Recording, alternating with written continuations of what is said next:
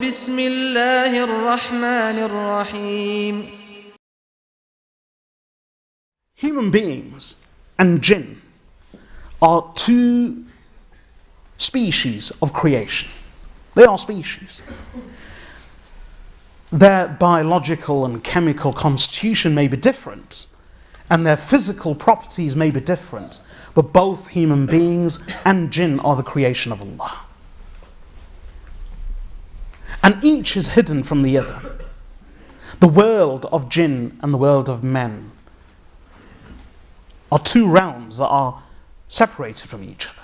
There are some instances of overlapping, and that's when people have experience of jinn, but for the most part, they are both separate from each other. However, these are simply two species of Allah's creation. However, Allah has given both men and jinn similar qualities in terms of intelligence and a choice between good and evil. And therefore you have both. You have pious jinn. As Allah quotes the jinn in Surah al-Jinn, وَأَنَّا مِنَّا الصَّالِحُونَ وَمِنَّا دُونَ ذَلِكَ وَكُنَّا طَرَائِقَ قِدَدًا. The jinn was speaking and said, indeed, there are amongst us those who are pious, and there are those amongst us who are not pious. And we were followers of many different paths. So there are good jinn and there are evil jinn. There are pious jinn and there are sinful jinn. Just like there are good, pious, evil, and not so good and pious, and evil and sinful ints, human beings. So they are both the same.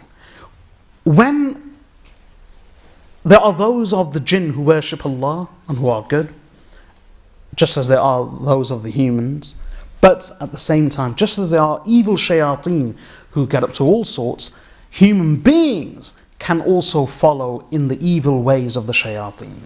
And that's why Allah mentions in another verse of the Quran, وَكَذَلِكَ جَعَلْنَا لِكُلِّ نَبِيٍّ عَدُوًّا شَيَاطِينَ الْإِنسِ وَالْجِنِّ يُوحِي بَعْضُهُمْ إِلَى بَعْضٍ زُخْرُفَ الْقَوْلِ غُرُورًا.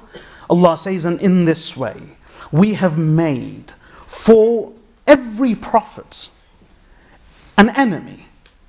An enemy of who? An enemy of the devils from amongst the jinn and the men. يُوحِي بَعْضُهُمْ إِلَى بَعْضٍ زُخْرَفَ الْقَوْلِ غُرُورًا. They both communicate with each other, and they both convey to each other embellished speech and deception, i.e. jinns lead men astray, and men actually lead jinn astray.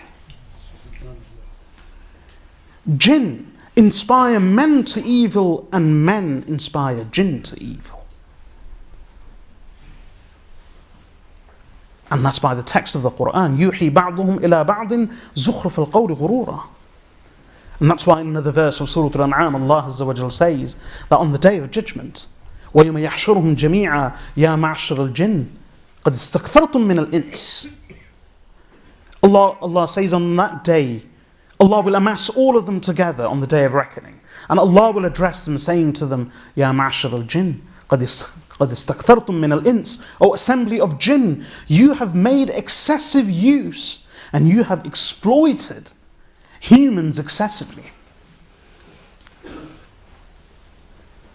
Then Allah says, وَقَالَ أَوْلِيَاؤُهُم مِّنَ الْإِنسِ رَبَّنَا اسْتَمْتَعْ بَعْضُنَا بِبَعْضٍ. And their friends and their compatriots from amongst the humans will say to Allah, O Allah, we both enjoyed from each other. So this is why there is a very deep connection between the evil jinn, evil ints, evil humans and evil jinn. And they both get up to the same misdeeds and misbehavior. This is why Allah says towards the end, those who whisper into the hearts of men from amongst both the jinn and the men. So going back to waswas al-khannas, the retreating whisperer. The retreating whisperer could be a human being, or it could be a jinn or one of the shayateen.